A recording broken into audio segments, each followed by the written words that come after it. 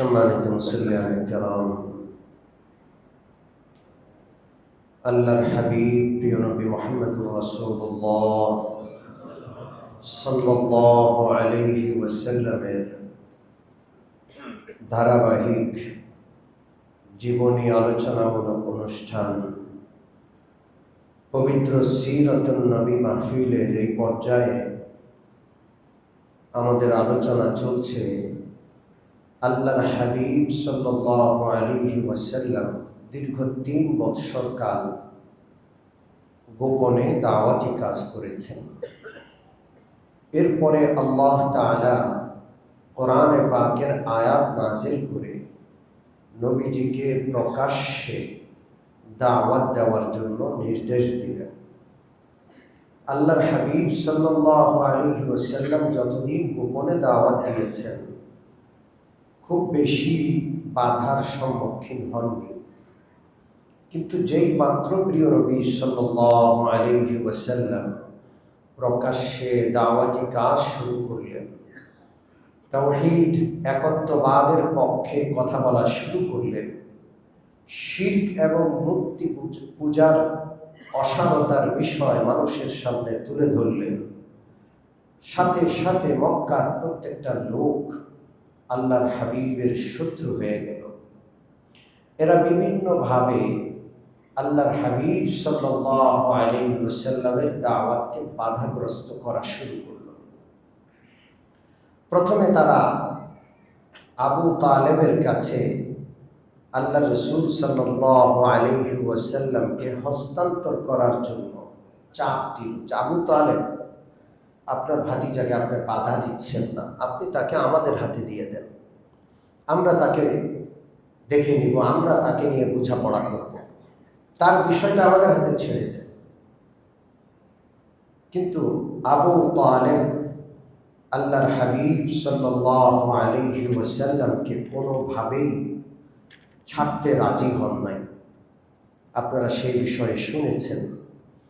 বরং আল্লাহ রাসূল সাল্লাল্লাহু আলাইহি ওয়াসাল্লামকে আবু তালেব বললেন যে, হে ভাতিজা, তুমি তোমার দ্বীনের দাওয়াত চালিয়ে যাও, যদিও আমি গ্রহণ করছি না তোমার দাওয়াত, কিন্তু আমার শরীরে 1 ফোঁটা রক্ত থাকতে আমি তোমাকে কারো হাতে তুলে দিব না।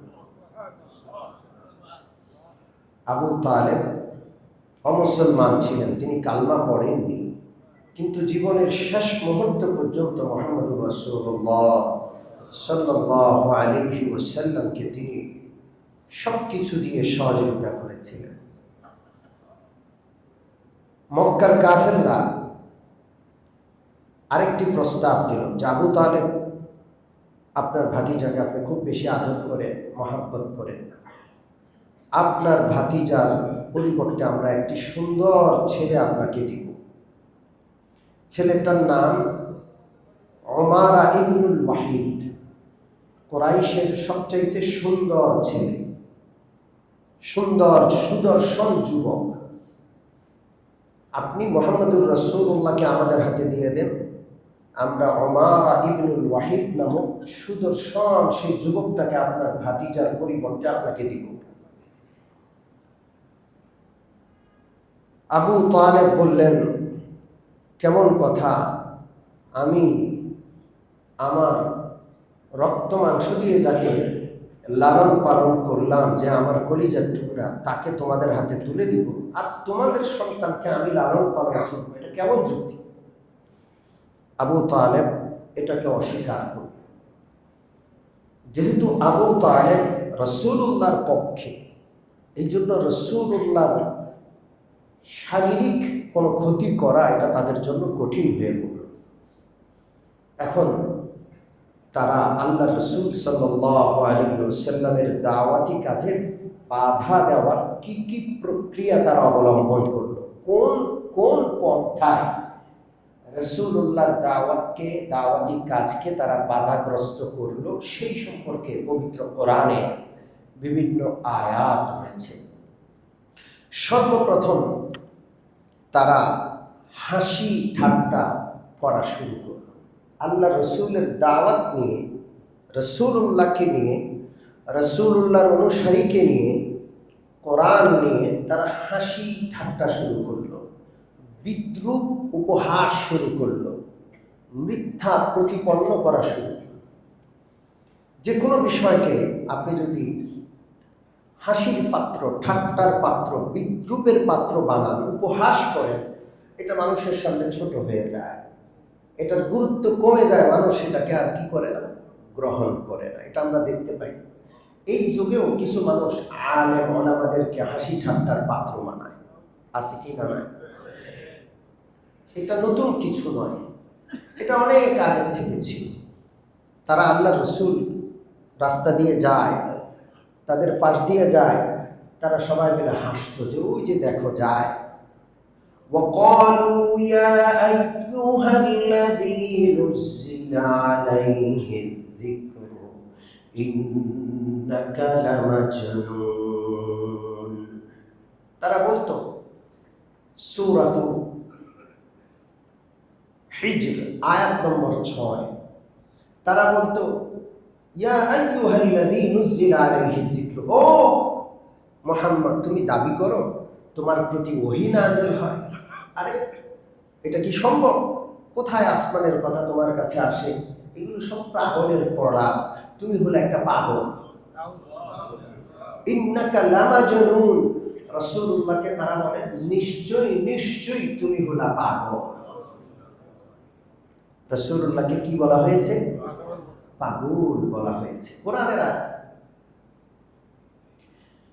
এরপরে তারা আল্লাহ রাসূল সাল্লাল্লাহু আলাইহি ওয়াসাল্লামকে জাদুকর বলেছে, ঠাট্টার পাত্র, হাসির পাত্র, ছোট করা যত পদ্ধতি আছে। ওয়াজিবু আন জাআহুম মুনযিরুম মিনহুম ওয়া ক্বালাল কাফিরুনা হাযা সাহিরুন কাযযাব। আল্লাহ বলছেন তারা খুব আশ্চর্য হলো, তাদের কাছে আল্লাহর পক্ষ থেকে একজন নবী আসলেন যিনি ভীতি প্রদর্শনকারী। তারা এটাকে মেনে নিল না, বরং বলল হাযা সাহিরুন কাযযাব, এ তো জাদুকর, এ তো চরম মিথ্যাবাদী। ও মুসল্লিয়ানে কেরাম, এখনো এটা রয়েছে, আলেম ওলামাদেরকে মিথ্যা প্রতিপন্ন করা, আলেম ওলামাদেরকে পাগল বলা, এই অভ্যাস এখনো কিছু মানুষের আছে না নাই? দেখলে খুব মেজাজ খারাপ হয়, রাসূলুল্লাহকে দেখলে তাদের মেজাজ খারাপ হয়ে যায়, তির্যক দৃষ্টিতে তাকিয়ে থাকে, এইগুলো খেয়ে ফেলবে যেন। আল্লাহ তাআলা সেই বিষয়টা উল্লেখ করেছেন, وَإِنْ يَكَادُ الَّذِينَ كَفَرُوا لَيُزْلِقُونَكَ بِأَبْصَارِهِمْ لَمَّا سَمِعُوا الذِّكْرَ وَيَقُولُونَ إِنَّهُ لَمَجْنُونٌ। কাফিররা যখন বিশ্বনবীকে দেখেন, নবীর জবানে কোরআনে পাকের তেলাওয়াত শুনে, তারা তির্যক দৃষ্টিতে তাকিয়ে থাকে যেন খেয়ে ফেলবে, এইভাবে এইভাবে তাকিয়ে থাকে এবং বলতে থাকে ইন্নাহু লামাজনুন, আরে তো পাগল। আল্লাহ রাব্বুল আলামিন বলছেন না, তিনি পাগল না, এটা হলো আল্লাহর পক্ষ থেকে আগত বাণী, পবিত্র কোরআন। সুবহানাল্লাহ। এরপরে যারা কোরআনের অনুসারী, রাসূলের অনুসারী, সাধারণত তারা গরিব হন। যারা অর্থ সম্পদশালী, ক্ষমতাবান, তারা নবীর পাশে কম ছিলেন। এখনো দেখা যায় আলেমদের অনুসারী গরিব মানুষ হয়, সাধারণ খেটে খাওয়া মানুষ, শ্রমিক, মজুর, সাধারণ মানুষ। এটা সবসময়কার নিয়ম। আল্লাহর হাবিব সাল্লাল্লাহু আলাইহি ওয়াসাল্লামের অনুসারী ছিলেন বেলাল, যিনি কৃতদাস ছিলেন আম্মার, সুহাইব, রুমি। এই রকমের গরিব মানুষ আল্লাহ রাসূলের চতুর্পাশে থাকতো। কাফের, বেঈমান, বড় বড় ধনী, অর্থবিত্ত, সম্পদশালীওয়ালা এবং বড় বড় নেতারা এই গরিব লোকগুলোর দেখে ঠাট্টা করত। কি বলতো? আহাউলাই মান্নাল্লাহু আলাইহিম মিন বাইনিনা। আরে আমাদের মধ্য থেকে বুঝি আল্লাহ আর কাউরে খুঁজে পাই নাই, ওরেই বুঝি আল্লাহ খুঁজে পাইছে, এই ঈমান আছে সে। আরে ওর কি আছে? বাড়ি আছে, টাকা আছে, পয়সা আছে, কি আছে তার? কিচ্ছু নেই। খুব ছোট করার চেষ্টা করছিল আল্লাহ রাব্বুল আলামিনের নবীর অনুসারীদেরকে। আল্লাহ রাব্বুল আলামিন জবাব দিচ্ছেন, আলাইসাল্লাহু বিআ'লামা বিশ-শাকিরিন। আল্লাহ কাকে হেদায়েত দিবেন, কে আল্লাহর হেদায়েত গ্রহণ করবে, শুকরগুজার কে, এটা সবচেয়ে বেশি জানেন কে? আল্লাহ। আবু জাহেল অর্থবিত্তওয়ালা হতে পারে, নেতা হতে পারে, কিন্তু হেদায়েত কবুল করার যোগ্যতা তার নাই। পক্ষান্তরে বেলাল, পক্ষান্তরে আম্মার, এরা গরিব হতে পারে, খাব্বাব সাধারণ মানুষ হতে পারে, কিন্তু হেদায়েত কবুল করার মতো ধারণ ক্ষমতা আল্লাহ তাকে দান করেছেন। সুবহানাল্লাহ। এরপর আল্লাহ রাব্বুল আলামিন এই বান্দাদেরকে, যারা গরিব, আল্লাহ রাসূলের চতুর্পাশে থাকে, যাদেরকে হাসি আর ঠাট্টার পাত্র বানানো হয়েছে, তাদেরকে সান্ত্বনা দেওয়ার জন্য আল্লাহ কোরআনের আয়াত নাযিল করলেন, ইন্নাল্লাযীনা আজরামু কানু মিনাল্লাযীনা আমানু ইয়াদহাকুন। আজকের এই পৃথিবীতে যারা অপরাধী, তারা ঈমানদারকে দেখে হাসবে, ঠাট্টা করবে। এটা বহু আগের নিয়ম, আল্লাহ বলছেন এখনো সেই নিয়ম আছে। ঈমানদারদেরকে দেখে বেঈমান, কাফের, মুরতাদরা হাসে, এটা সবসময়কার নিয়ম। وَإِذَا مَرُّوا بِهِمْ يَتَغَامَزُونَ। ঈমানদারদের পাশ দিয়ে গেলে একে অপরকে টিকা টিপ্পনি কাটে, একজন আরেকজনকে গুতা দিয়ে, ওই যে দেখো যাচ্ছে, ওই যে ঈমানদার, এভাবে ঠাট্টা মশকারি টিকা টিপ্পনি কাটে। وَإِذَا انقَلَبُوا إِلَى أَهْلِهِمُ انقَلَبُوا فَكِهِينَ। আর যখন তারা ভোগ বিলাসিতায় লিপ্ত, আর এই লোকগুলো ভোগ বিলাসিতা থেকে বঞ্চিত, তাদের তো টাকা নাই, পয়সা নাই, বাড়ি গাড়ি নাই, তখন তারা এদেরকে নিয়ে আরো বেশি মশকারি করে। وَإِذَا رَأَوْهُمْ قَالُوا إِنَّ هَؤُلَاءِ لَضَالُّونَ। এবং আরো আগে বেড়ে নবীর অনুসারীদেরকে এরা পথ হারা মনে করে, নিজেরা সুপথে প্রতিষ্ঠিত, আর নবীর অনুসারী আলেম ওলামায়ে কেরাম ইসলামপন্থীদেরকে তারা পথ হারা মনে করে। ঠিক কি ঠিক না? জোরে বলেন। আজকে যারা মুসলমান, যারা প্রকৃত অর্থে ইসলামকে অনুসরণ করে, পশ্চিমারা, ইসলামের দুশমন আর শত্রুরা এদেরকে পথ হারা মনে করে আমরা সঠিক পথে আছি, আর এই ওলামায়ে কেরাম, নবীর অনুসারী, ইসলামের অনুসারী, কোরআনের অনুসারীরা পথ হারা। ঠিক কি ঠিক না? যাই হোক, তো এরা আজকে হাসলেও একটা দিন আসবে যে মুমিন মুসলমান ওদেরকে দেখে হাসবে। সুবহানাল্লাহ।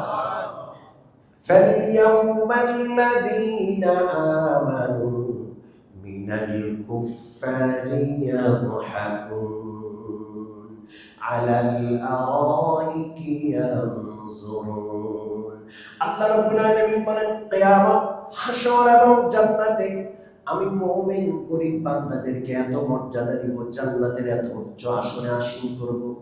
আজকে এই গরীব বান্দারা জান্নাতে থেকে ওই কাফের বান্দাদেরকে জাহান্নামে যেতে দেখে তারা হাসবে। আল্লাহু আকবার। তোমরা আজকে হাসো, একদিন সময় আসবে আমরা হাসবো ইনশাআল্লাহ। শেষ হাসি হবে রাসূল সাল্লাল্লাহু আলাইহি ওয়াসাল্লামের অনুসারীদের। ঠিক কি ঠিক না? আলাল আরাইকি ইয়ানজুরুন।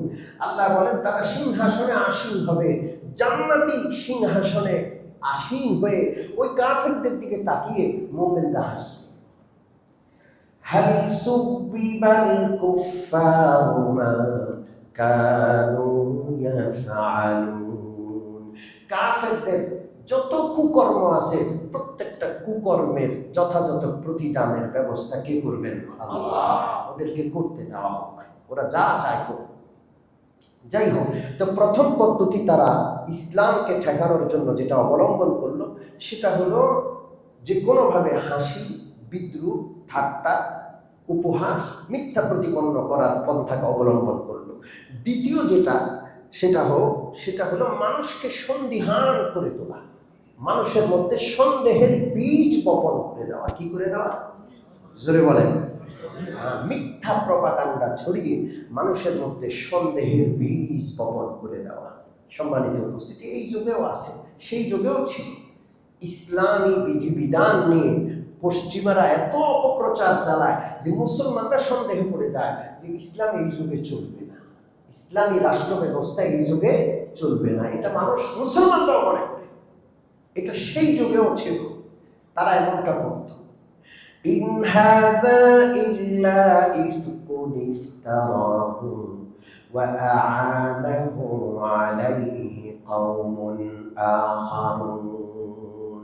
মুসলমানদের মধ্যে কিংবা যারা ইসলামের দাওয়াতের প্রতি আকৃষ্ট তাদের মধ্যে সন্দেহ ঢোকানোর জন্য কাফেররা বলতো মুহাম্মাদুর রাসূলুল্লাহ আসমানি কিতাব বলে যেটা প্রচার করছে এটা হলো আগেকার যুগের মানুষের কল্প কাহিনী, কিস্সা কাহিনী, এটা বানানো জিনিস। মুহাম্মাদুর রাসূলুল্লাহ গভীর রাত্রে কোথাও যায়, গিয়ে সেটা গোপনে শিখে এসে দিনের বেলায় তোমাদেরকে বলে বেড়ায়।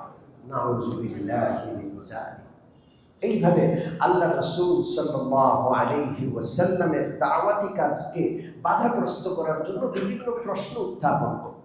আরেকটা প্রশ্ন উত্থাপন করত, ওয়াকালু মা লিহাযা আর-রাসূল ইয়াকুলু আত-তা'আমা ওয়া ইয়ামশি ফিল আসওয়াক। এটা কেমন রাসূল, খাবার খায়, বিবাহ শাদী করে, বাজারে যায়, বাজার করে, এটা কেমন রাসূল? রাসূল তো হওয়া দরকার ফেরেশতা, তিনি মানুষ, আমাদের মতোই সংসার করেন, আমাদের মতোই মায়ের পেট থেকে জন্মগ্রহণ করে ছোটকাল থেকে আমরা তাকে দেখেছি, এখন হুট করে রাসূল হয়ে গেছে, এটা কেমন রাসূল? আল্লাহ রাব্বুল আলামিন পবিত্র কোরআনের আরেক আয়াতে এই প্রশ্নের জবাব দিয়ে বলছেন, ওয়ামা জাআলনাহুম জাসাদান লা ইয়াকুলুনা আত-তা'আমা ওয়ামা কানু খালিদিন। ইতিপূর্বে আমি যত রাসূল পাঠিয়েছি সব রাসূল মানুষ ছিলেন, সব রাসূল মায়ের পেট থেকে জন্মগ্রহণ করে এসেছিলেন, সব রাসূল খাবার খাইতেন, পরিবার সংসার সন্তানাদি তাদেরও ছিল। আল্লাহ রাসূল ব্যতিক্রম কোন নবী নন, তিনিও তাদের মতোই একজন নবী। আল্লাহ প্রত্যেকটা বিষয় তারা যত প্রশ্ন উত্থাপন করেছে আল্লাহ তাআলা এক একটা করে তাদের জবাব দিয়েছেন। সুবহানাল্লাহ। সম্মানিত মুসল্লিয়ানে কেরাম, সর্বশেষ নজর ইবনে হারিস একজন দুষ্ট লোক ছিল, মক্কার কাফের নেতা। সে আল্লাহ রাসূল সাল্লাল্লাহু আলাইহি ওয়াসাল্লামের দাওয়াতকে বাধাগ্রস্ত করার জন্য সে রোম গেল, পারস্য ঘুরে আসলো, সেখান থেকে নায়িকা, গায়িকা, নর্তকীদের কিনে কিনে নিয়ে আসছে, ভাড়া করে নিয়ে আসছে মক্কায়। মুহাম্মদুর রাসূলুল্লাহ যখন কোরআন তেলাওয়াত করেন, মক্কার আবাল বৃদ্ধ বনিতা সবাই তার প্রিয় নবী সাল্লাল্লাহু আলাইহি ওয়াসাল্লামের সুমধুর তেলাওয়াত শোনার জন্য রাতের আরামের ঘুম হারাম করে সবাই উপস্থিত হয়ে যেত। রাত তাদের কেটে যেত কিভাবে তারা চিন্তাও করতে পারত না। আল্লাহ। নজর ইবনে হারিস কোরআনকে বাধাগ্রস্ত করার জন্য রোম, পারস্য থেকে নায়িকা, গায়িকা, বান্দীদেরকে খরিদ করে আনলো। রাতের বেলায় গানের আসর সাজাইত, ঢোল, তবলা, বাদ্যযন্ত্র দিয়া, এবং মানুষকে দাওয়াত দিত, তোমরা মুহাম্মদুর রাসূলুল্লাহ তেলাওয়াত শুনতে যাওয়ার দরকার নাই, আমার এখানে আসো। তিনি যেমন সুর দিয়া তেলাওয়াত করেন, আমি সুর দিয়া গান গাওয়ার জন্য গোলাম বান্দি কিনে এনেছি, গায়িকা নায়িকা কিনে এনেছি, তোমরা তাদের কথা শুনো। আরে মুহাম্মদুর রাসূলুল্লাহর কাছে কেন যাইবা? তার কথাগুলোর মধ্যে বিধি নিষেধ আছে, তার কথাগুলো মানা কঠিন। আর আমার কথা, আমি যে গান শোনাচ্ছি সেটা শুনতে ভালো লাগবে, কোনো বিধি নিষেধ নাই, মন মতো চলবা, যা খুশি তা। ইসলামে বিধি নিষেধ আছে না নাই? হালাল হারাম আছে না নাই? এখনো দুনিয়াতে মুসলমান নামধারী অনেক ধনী মানুষ আছে, অনেক নেতা আছে, ইসলামকে পছন্দ করে না শুধু বিধি নিষেধের জন্য। ইসলামী বিধিবিধান আসলে তারা ব্যভিচার করতে পারবে না, আছে না নাই? মদ খাইতে পারবে না, যা খুশি তা করতে পারবে না। এই জন্য তারা ইসলাম চায় না, একটা পছন্দ করে, ঠিক আছে, কিন্তু বেশি ইসলাম ভালোবাসে না। তারা মনে করে ওইটা বাড়াবাড়ি, এত বেশি দরকার নাই। নজর ইবনে হারিস মক্কার মানুষদেরকে বোঝানোর চেষ্টা করলো মুহাম্মদুর রাসূলুল্লাহ যে কোরআন নিয়ে আসছে সেই কোরআনটা মানা অনেক কঠিন, সেটাতে অনেক বিধি নিষেধ আছে, এটা করা যাবে, এটা করা যাবে না।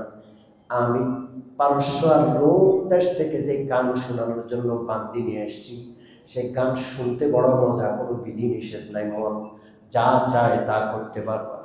মানুষজন আগে যা কোরআন তেলাওয়াতে যাইতো, কিছু মানুষ সেখান থেকে আলাদা হয়ে এখন গান শুনতে চলে আসে, নাউযুবিল্লাহ।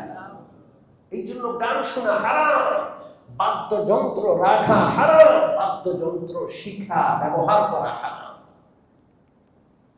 পবিত্র কোরআনের আয়াত আল্লাহ রাব্বুল আলামিন এই সম্পর্কে নাযিল করেছেন সূরাতুল লুকমান, ওয়া মিনান নাসি মান ইয়াশতারি লাহওয়াল হাদিসি লিয়ুদিল্লা আন সাবিলিল্লাহ। কিছু মানুষ এমন আছে যারা লাহওয়াল হাদিস খরিদ করে। লাহওয়াল হাদিস মানে বাদ্যযন্ত্র, গান বাদ্যযন্ত্র যেগুলো আছে। আমি অনেকের ঘরে যাই, অনেক সময় দেখি তাদের ড্রয়িং রুমে বড় বড় বাদ্যযন্ত্র থাকে, সাজানো থাকে। ঘর আর ড্রয়িং রুমটা সাজাইছে বড় একটা গিটার দিয়ে, আছে না নাই বল? ড্রয়িং রুমে গেছি, গিয়ে দেখি যে সেখানে হারমোনিয়াম রাখা আছে। তার ছেলেটা মসজিদে কোরআন পড়তে আসে, আবার সপ্তাহে 2-3 দিন গান বাদ্য সে শিখে, গানের শিক্ষক আইসা গান শিখায়। গানের শিক্ষককে হাজার হাজার টাকা দিতে গায়ে লাগে না, মসজিদে 300 টাকা দিয়ে পড়ায়, সেটা অনেক বেশি মনে হয়, আছে না? জোরে বলেন। আরে নামাজি বান্দা 5 ওয়াক্ত নামাজও পড়ে, তার ঘরেও আমি বাদ্যযন্ত্র দিয়েছি। ছেলে মেয়েকে এমন স্কুলে পড়ায় যে স্কুলে কি শিখায়? গান শিখায়, আছে না নাই? গান শিখলে নাকি মেধা বাড়ে, নাউযুবিল্লাহ মিন যালিক। সম্মানিত মুসল্লিয়ানে কেরাম, পবিত্র কোরআনের অকাট্য আয়াত দ্বারা গান, বাদ্যযন্ত্রের ব্যবহার এগুলো হারাম প্রমাণিত। এটাকে কেউ যদি হালাল মনে করে তার ঈমান থাকবে না। কোরআনকে বাধাগ্রস্ত করার জন্য গান বাদ্য নজর ইবনে হারিস মক্কায় আমদানি করলো, নর্তকী গায়িকা নায়িকা আমদানি করলো, আর আল্লাহ আয়াত নাযিল করলেন। বিশ্বনবী রাহমাতুল লিল আলামিনের হাদিস আমার সামনে রয়েছে, মিশকাত শরীফের 318 নম্বর পৃষ্ঠায় রয়েছে। বিশ্বনবী বলেন, ইন্নাল্লাহা বাআসানি রাহমাতাল লিল আলামিন ওয়া হুদাল লিল আলামিন ওয়া আমারানি রাব্বি আযজা ওয়া জাল্লা বিমাহতিল মাআযিফি ওয়াল মাজামিরি ওয়াল আওসানি ওয়াস সুলবি ওয়া আমরিল জাহিলিয়া। বিশ্বনবী বলেন, আল্লাহ রাব্বুল আলামিন আমি মুহাম্মদুর রাসূলুল্লাহকে রাহমাতুল লিল আলামিন হিসেবে পাঠিয়েছেন। গোটা জগৎবাসীর জন্য আমাকে সাক্ষাৎ রহমত বানায় আল্লাহ পাঠাইছেন। সুবহানাল্লাহ। তিনি গোটা জগৎবাসীর জন্য রহমত। রহমত আমরা চাই কি চাই না? নবীজির আদর্শকে গ্রহণ করেন, আপনি এমনিতেই রহমতওয়ালা হয়ে যাবেন। সুবহানাল্লাহ। বিশ্বনবী বলেন, আল্লাহ রাব্বুল আলামিন আমাকে হেদায়েত হিসাবে পাঠিয়েছেন, গোটা বিশ্ববাসীর হেদায়েতকারী আমি, পথ দেখানে ওয়ালা আমি। ওয়া আমারানি রাব্বি আযজা ওয়া জাল্লা, আল্লাহ রাব্বুল আলামিন আমাকে কয়েকটা জিনিসকে মিটিয়ে দেওয়ার নির্দেশ দিয়েছেন, পৃথিবী থেকে উৎখাত করার নির্দেশ দিয়েছেন। কয়েকটা জিনিস কে নির্দেশ দিয়েছেন? আল্লাহ। 1 নম্বর, বিমাহতিল মাআজ, বাদ্যযন্ত্র, ঢোল, তবলা, ওয়াল মাজামির, একতারা, দোতারা, সেতারা, হারমোনিয়াম, যত বাদ্যযন্ত্র আছে বিশ্বনবীকে আল্লাহ পাঠিয়েছেন পৃথিবী থেকে সে বাদ্যযন্ত্র উৎখাত করার জন্য। নবীজি তাকে উৎখাত করতে আসছেন, আপনার ড্রয়িং রুমে সেটা সুসজ্জিত, শোভা পাচ্ছে। তো বিশ্বনবীর আগমনের লক্ষ্য আপনি ব্যর্থ করার চেষ্টা করছেন, আপনার ড্রয়িং রুম এটার প্রমাণ। ঠিক কি ঠিক না? আপনি আপনার সন্তানকে সেটা শিখাচ্ছেন। আমি বড় আশ্চর্য হই, মসজিদের পাশেও এমন স্কুল আছে, সকালবেলায় প্রত্যেক দিন গান শুরু হয়, সকাল শুরু হয় গান দিয়ে। জানি না এদের খুঁটার জোর কোথায়। আমাদের মসজিদ কমিটি থেকে একাধিকবার তাদেরকে চিঠি দেওয়া হয়েছে যে মসজিদের পাশে আপনাদের এই প্রতিষ্ঠানটা যায় না। কল্যাণ সমিতি থেকে জানানো হয়েছে তারা এখানে খুঁটা গেড়ে বসে আছে, যাবে না তারা এখানে। আমি আজকে ইশারায় ইঙ্গিতে বলছি, নাম বলছি না।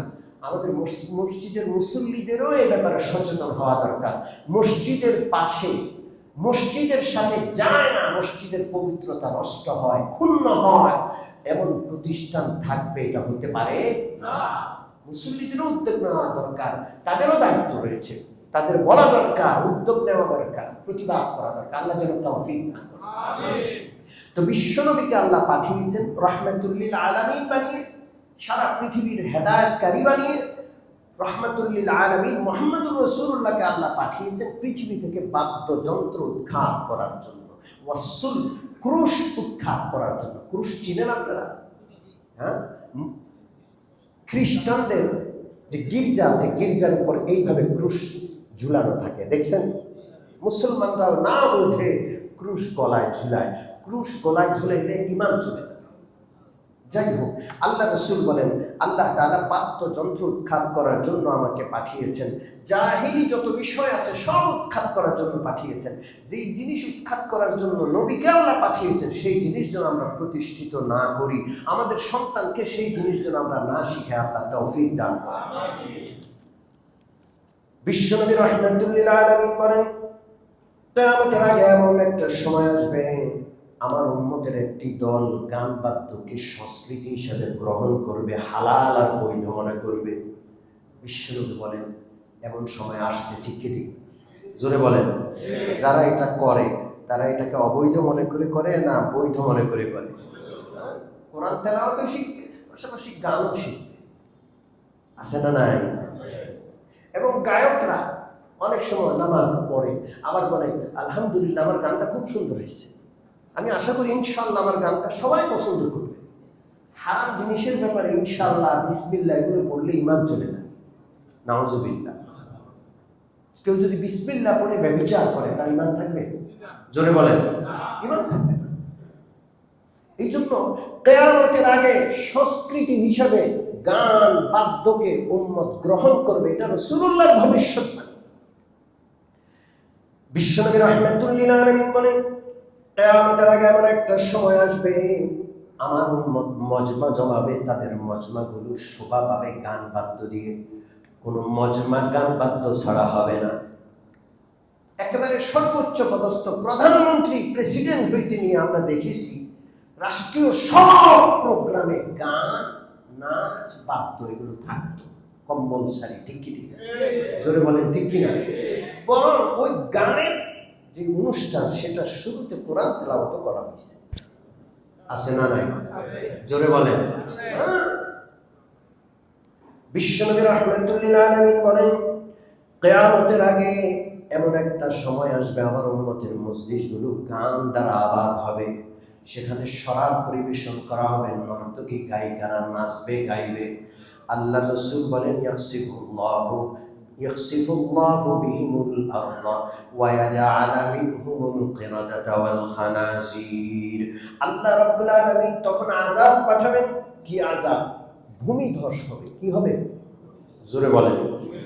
ভূমিধস বেড়ে গেছে না কমে গেছে? আরে আমাদের সেক্টরের মধ্যে হঠাৎ করে রাস্তা দেখি যে ধসে গেছে, এরকম হয় কি হয় না? ভূমিধস হবে, হঠাৎ করে ভূমি ধসে শত শত মানুষ পড়ে যাবে। এই ভূমি ধসের আযাব আসে নাচ গানের কারণে। ওয়ায়াজালা মিনহুমুল কিরাদাতা ওয়াল খানাজির। আর এই নাচ গান যারা করবে, একটা সময় আসবে আল্লাহ আযাব দিবেন। কি আযাব? তাদের চেহারাকে, তাদের আকৃতিকে বিকৃত করে আল্লাহ বানর আর শূকর বানায় দিবেন। এই জন্য বড় আওয়াজে নাচ গান দেখলে আমার ভয় লাগে। আমি গতকালও বুড়িগঙ্গা পার হচ্ছিলাম নৌকায় করে, আর আমার প্রমোদ তরি, কি তরি? প্রমোদ। জোরে বলেন। ওদের এত বড় সাহস, এত বিকট শব্দে নাচ গান করে, পোলাপাই কতগুলো বখাটে ওটার মধ্যে উঠে নাচতেই আছে, কি বুঝিয়ে এরা নাচে আল্লাহ জানে। সারা দেশটা বন্যায় ডুবে গেছে, আর মানুষের কান্না দেখার কেউ নাই, আর ওগুলো নাচছে। এই বড় আমাদের গান শুনলে আমার কলিজা কেঁপে ওঠে। না জানি ভূমিধস হয়, না জানি এদের চেহারার আকৃতি বিকৃত হয়ে এরা বানরা শুকুর হয়ে যায়। হাদিস যেন ভয় পাই আমরা। তো নাচ গান এগুলো কোরআন থেকে বাধা দেওয়ার জন্য মক্কায় আমদানি করা হয়েছে। আর আল্লাহ তাআলা আয়াত নাযিল করলেন বিশ্বনবী কিয়ামত পর্যন্তের জন্য এই নাচ গানকে হারাম করে দিলেন। এটা আযাব গজবের কারণ। আপনার ঘরে নাচ গান থাকলে, নাচ গানের কোনো যন্ত্রপাতি থাকলে সেটাকে আপনি এক্ষুনি আজকে মসজিদ থেকে গিয়ে ঘর থেকে বের করবেন। আল্লাহ যেন তৌফিক দান করেন। সর্বশেষ আর দুইটা হাদিস শোনাবো। বিশ্বনবী রাহমাতুল লিল আলামিন বলেন, ইন্নাল গিনাআ ইউমবিতুন নিফাকা কামা ইউমবিতুল মাউজ যারআ। যার কাছে গান ভালো লাগে, যে গান শুনে তার অন্তরের মধ্যে মুনাফিকি জন্ম নেয়। কি জন্ম নেয়?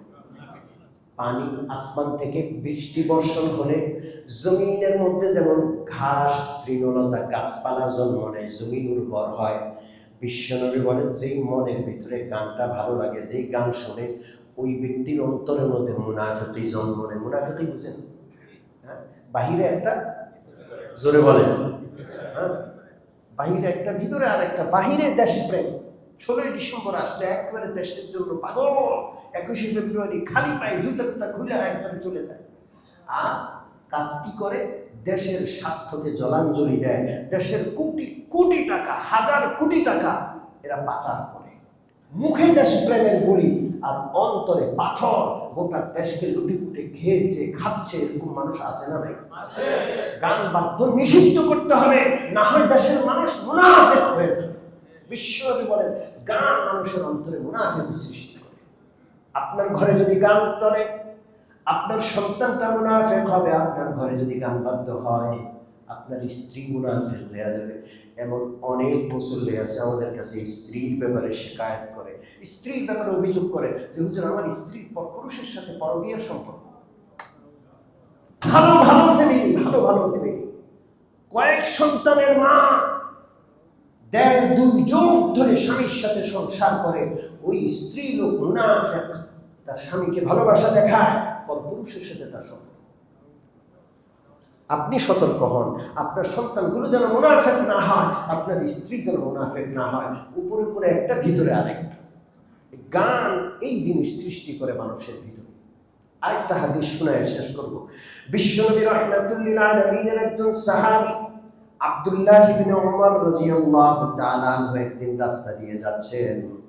আব্দুল্লাহ ইবনে উমরের শাগিদ নাফি', বড় আলেম নাফি' রাহমাতুল্লাহ আলাইহি, হঠাৎ করে রাস্তা দিয়ে পথ চলার সময় প্রত্যেকে জানি বাদ্যযন্ত্রের আওয়াজ আসে। আব্দুল্লাহ ইবনে উমর রাদিয়াল্লাহু তাআলা আনহু কানে হাত দিলেন, কানটা বন্ধ করলেন, আর দৌড়ে রাস্তা থেকে সরে অন্যদিকে চলে গেলেন। হযরত নাফি' তার উস্তাদের সাথে সাথে পিছনে গেলেন। হযরত আব্দুল্লাহ ইবনে উমর জিজ্ঞেস করলেন, নাফি', গানের আওয়াজ বাদ্যযন্ত্রের আওয়াজ কি শোনা যায়? নাফি' বললেন, হুজুর না, এখন আর শোনা যায় না। তো তিনি কান থেকে আঙ্গুল সরাইলেন আর বললেন, শুনো, একদিন আমি প্রিয় নবীর সাথে এইভাবে কোথাও যাচ্ছিলাম কোনো পথ দিয়ে, তখন গানের আওয়াজ, বাদ্যযন্ত্রের আওয়াজ আসলো।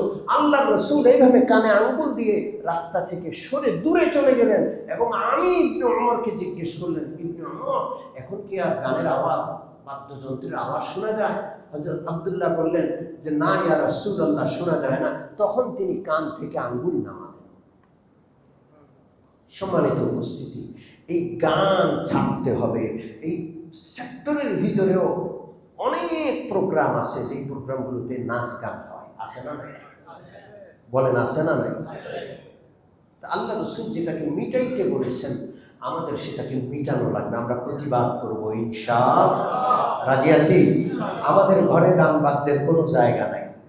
আমরা উৎখাত করবো, আমাদের ঘর থেকে সমস্ত বাদ্যযন্ত্র ছুঁড়ে ফেলে দিব ইনশাআল্লাহ। গান বাদ্য এটা আনা হয়েছে, আমদানি করা হয়েছে কোরআন থেকে বাধা দেওয়ার জন্য। এই জন্য যার অন্তরে গান ভালো লাগে তার অন্তরে কোরআন তেলাওয়াত ভালো লাগতে পারে না। যাই হোক, আল্লাহ যেন এই সমস্ত বিষয়গুলো থেকে আমাদের দূরে থাকার তৌফিক দান করেন। আমিন। আখিরু দাওয়ানা আলহামদুলিল্লাহি রাব্বিল